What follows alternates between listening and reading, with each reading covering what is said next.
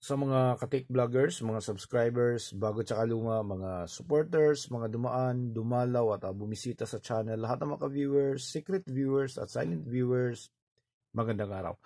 So, meron tayo ditong Plardin, lumang Plardin na 10 band equalizer ng stereo. So, ito yung left, ito yung right. So, para makita nyo kung ano yung laman nitong Plardin, ano. So, napaka mumurahin na circuit nito. Ayan siya. So, ang trouble nito ay walang sound. Kahit na i-direct mo siya, ito, kahit na hindi siya dadaan ng EQ, ay wala pa rin lumalabas doon sa output.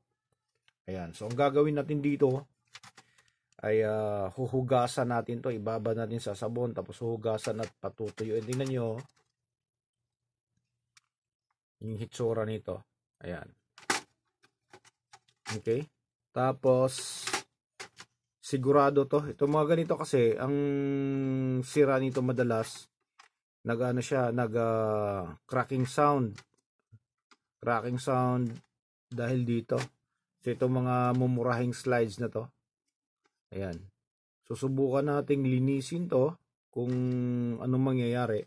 Tapos, itong mga nakalagay ng mga ano dito, tawag nito, yung mga ano niya, LED. Ayan. So, isa yan sa mga dahilan kung bakit kumakaluskos yung mga ano natin. May kumakaluskos, cracking sound. Isa rin sa mga dahilan. Dahil tingnan nyo yung mga paa nito. So, ako sa mga ano nito, ayan o, tingnan nyo yung paa. Ayan kung makikita nyo. Kalawang na. So, ang ginagawa ko dito, kasi kung papalitan mo yan, magagastusan yung may-ari. Dahil ilang piraso din yung papalitan natin dito. Ayan, so 20 piraso. Ayan, 20 piraso. Sa bagay, mura lang naman yan. Kung kaya namang gastusan ng may-ari, di pwedeng palitan natin. Pero, yun nga, kapag nagkakalawang yan, tapos medyo pudpud na yung ano dito, yung contact dito sa slides niya, ganun pa rin yung mangyayari. Kaya ang payo ko dito sa mga customer ay tinatanggal ko na to, hindi ko na kinakabitan yung mga ganito. Ayan, para hindi na mamumroblema yung ano, yung mga may-ari ng mga ganitong klaseng gumagamit ng slides na yung mga equalizers. Ayan.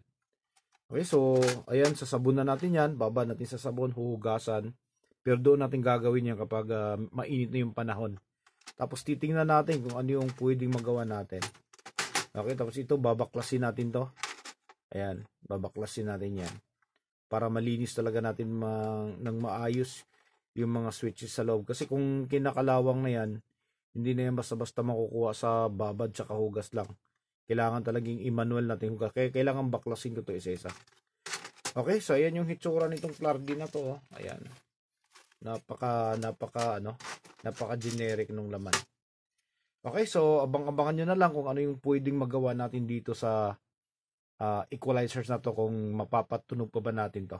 So hanggang dito na lang tayo. So maraming salamat. God bless at bye-bye.